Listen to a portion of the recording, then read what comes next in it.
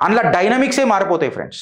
ఈ Russian R-37 missile ఏదైతే ఉన్నదో long range air to air, ఇక చెప్పాలనంటే డెడ్లీ అండ్ ఫాస్ట్ బీస్ట్ అంటారు దీన్ని. ఒక మృగం, భయంకరమైన మృగం అని అంటారు, వేగవంతమైన మృగం అంటారు.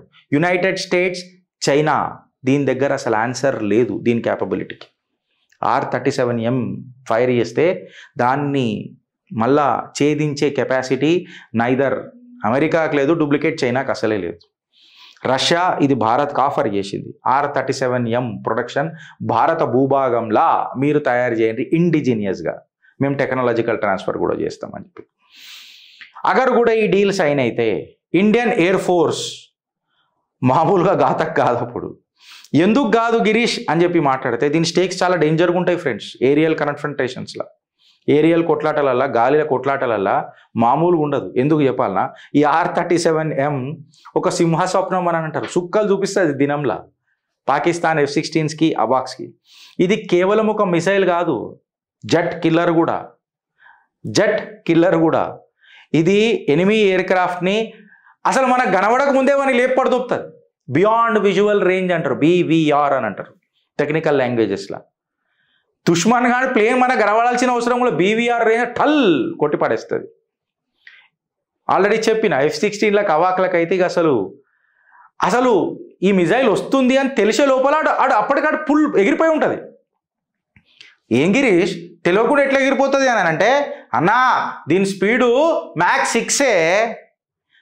6 దీని speed 6 times the speed of the sound. ఇంకొక విషయం తెలుసా ఫ్రెండ్స్, ఇది ఇప్పుడు ఈ మిజైల్ నేను ఇట్లా ఫైర్ చేసిన, ఇట్లా పోతుంది, దీని డైరెక్షన్ నేను మళ్ళీ మార్చుకుంటా. చాలా తక్కువ మిజైల్స్కి ఉంటుంది కెపాసిటీ. R-37M ఆ కెపాసిటీలో పనిచేస్తుంది. దీని డైరెక్షన్ నేను మార్చుకొని దీని స్విచ్ మన ఏమంటారు ఫ్లైట్ టార్గెట్ స్విచ్ కేపబిలిటీ మార్చేసుకొని రేడార్ గైడెన్స్ సపోర్ట్ తీసుకొని వేరే టార్గెట్ కూడా కొట్టడానికి పోవాలన్నప్పుడు పోతుంది. అప్పుడు ఈ ఫైటర్ జెట్లు దీన్ని డాడ్జ్ చేయాలనంటే, దీన్ని ఎంటాడాలనంటే సుక్కలు కనబడతాయి, తడిచిపోతాయి ఒక్కొక్కడికి. ఇంకొకటి ఏం చేస్తుంది తెలుసా, ఇది ఫైర్ చేసినప్పుడు లో రేడార్ సిస్టమ్లకి కూడా పోతుంది. అంటే ఆ కిందికి పోయిందనుకో, లో రేడార్ పరిధి కిందికి పోయిందనుకో డిటెక్ట్ కాదు. సడన్గా టార్గెట్ ఎప్పుడైతే వస్తుందో అది రేడార్లోకి వస్తుంది, ధన్మని కొట్టేస్తుంది. అంటే రేడార్కి కొట్టది, టార్గెట్ని కొట్టేదాకా. అంటే అప్పుడు రేడార్కి తెలియదు ఇది దేని కొట్టడానికి పోతుందో అని. ఇది ఎడికైనా వచ్చిందో రేడార్ కనబట్టకపోతే అది సోర్స్ ఎడికైనా వచ్చిందో రేడార్కి తెలియదు. కొట్టేదాకా కూడా రేడార్ పసిగట్టే లోపలికి పేల్చేస్తుంది. R-37M one of the Ghatak missile. చెప్పినా కదా, ఇది కేవలం ఒక మిసైల్ కాదు, ఇది ఒక మృగం, గాలి మోటార్కి పెట్టే ఒక ఘాతక్ మృగం, ఎనిమీని డిస్ట్రాయ్ చేసే ఒక బ్రహ్మాస్త్రం. స్ట్రైక్ జోన్ వార్ని చేంజ్ చేసి పడదొప్పుతుంది ఇది. ఎయిర్ కాంబాక్ట్లల్లా రారాజిది అని చెప్పి డిఫెన్స్ అనలిస్టులు మాట్లాడుతున్నారు. ఇప్పటికీ మన ఇండియన్ ఎయిర్ ఫోర్స్ సుకోయి 30 MKI జెట్లు ఏవైతున్నాయో అందులో R-77 మిజైల్ పెడతారు. దాని అడ్వాన్స్ సిస్టమే ఇగో ఈ R-37M.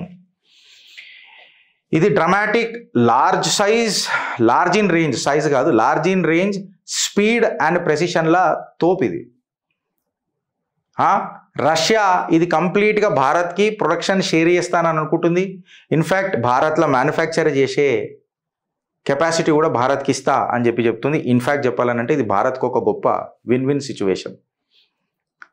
సంపనీకనే దీన్ని తయారు చేసారు, సావనీకే కాదు. ఈ R-37M అంత dangerous cruise missile, max 6 speed. సంపనీకనేది ఇది పుట్టింది. మ్యాక్స్ 6 స్పీడ్ అంటే 7400 km/h అంట. ఇక క్యాల్కులేట్ పెట్టుకొని కూర్చోకూరి 7400 మన పేపర్లలో వచ్చిందే మీకు చెప్తున్నా. దీని రేంజ్ వచ్చేసి 300 to 400 km అని. అంటే ఇక మీరు అర్థం చేసుకోరు, ఇక లైన్ ఆఫ్ కంట్రోల్ ఏడు ఉంటుంది, యాక్చువల్ కంట్రోల్ ఏడు ఉంటుంది, జెట్ ఫైటర్ ఏడునో ఉంటుంది, బియాండ్ విజువల్ రేంజ్లో కొట్టి పడదొప్పు వస్తుంది. 510 kg వెయిట్ ఉంటుంది మిసైల్, లెంత్ 4 మీటర్లు.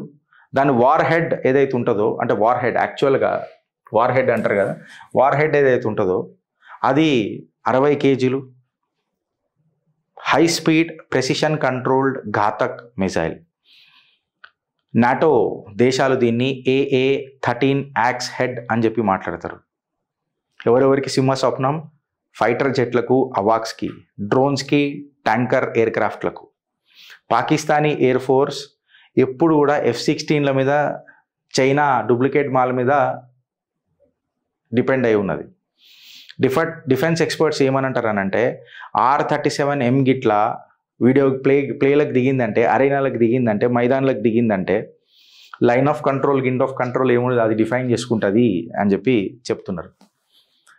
ఇంకొకటి విషయం ఏందని అంటే ఫ్రెండ్స్, కంప్లీట్గా పాకిస్తాన్ యొక్క ఏదైతే ఏరియల్ డామినెన్స్ అని చెప్పి మాట్లాడతారు కదా వాళ్ళు, ఫాల్తుగాళ్ళు, అసలు ఇక ఈ మిసైల్ ఇండక్షన్ వల్ల ఇక వాళ్ళకి ఏం మిగలదు నిజంగా చెప్పాలన్నట్టు.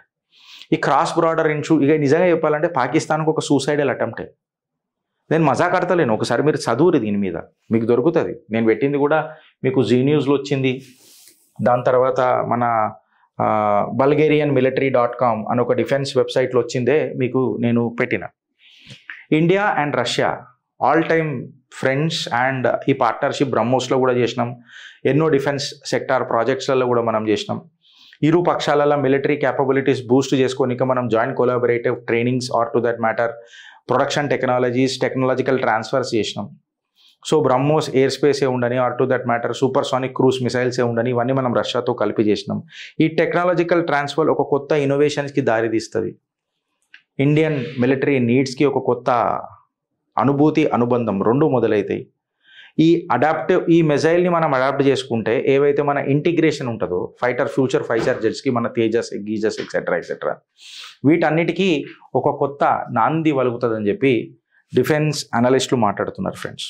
సో దీని మీద మీ ఒపీనియన్ ఏముందో ఒకసారి చెప్పుండ్రి. హోప్ సో భారత్ ఈ డీల్ని ఏం చేస్తారనేది డిఫెన్స్ ఎక్స్పర్ట్స్కి తెలుసు. మనం కేవలం న్యూస్లో వచ్చిందే చెప్పగలుగుతాం అండ్ దీని బెస్ట్ పార్ట్ ఏందో ఇప్పుడు చెప్పగలిగినాం. బికాస్ భారత్ ఇంకా రష్యా కలిపి చేసిన బ్రహ్మోస్ ఇవాళ ప్రపంచ దేశాలను గడగడలాడించిందా లేదా మీ కామెంట్ రూపంలో చెప్పుర్రి ఫ్రెండ్స్. సో ఇది ముంగడు పోవాలని చెప్పి ఆశిస్తున్నాం. భారత్ మాతాకి జై.